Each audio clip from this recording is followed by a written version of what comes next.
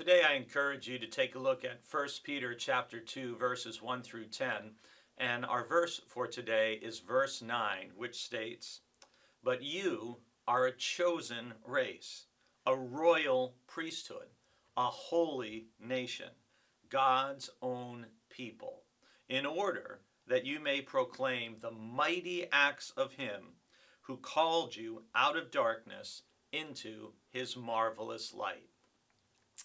Here in chapter 2 and verse 9, we can hear some echoes from the very beginning of 1 Peter in chapter 1 in verse 2, where it says that they have been chosen and destined by God. And here we hear that echo. You are a chosen race, a royal priesthood, a holy nation. And this is a really clear example of Peter using this metaphor of how the church is like the new Israel. In the Bible, in the Old Testament, we hear the language of Israel being a chosen people, a chosen nation, and the early church began to adopt that language for themselves, seeing themselves in a sense as the true heir to the Israel that was called in the Old Testament.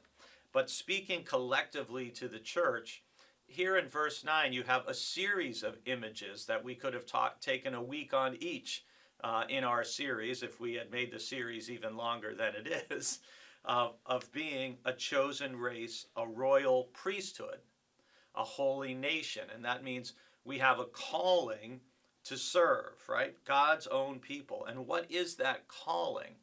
What is the church called to do? What are we as individual believers called and chosen to do? Well, that's in the second half of the verse. In order that you may proclaim the mighty acts of him who called you out of darkness into his marvelous light.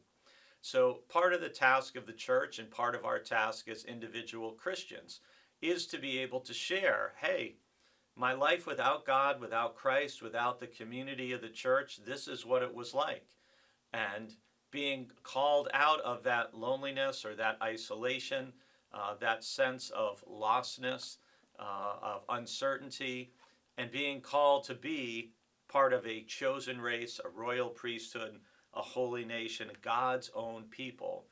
And the transformation that comes to our lives as we take on that meaning and purpose and identity is significant. How important it is for the church to be known for how well we tell stories, because that's really what this verse is hoping that we will do. We will be good storytellers about God's marvelous light and how it can penetrate even the deepest darkness. That's good news. That's why the gospel was called good news. And we are to be bearers of the good news and good storytellers about God's marvelous light.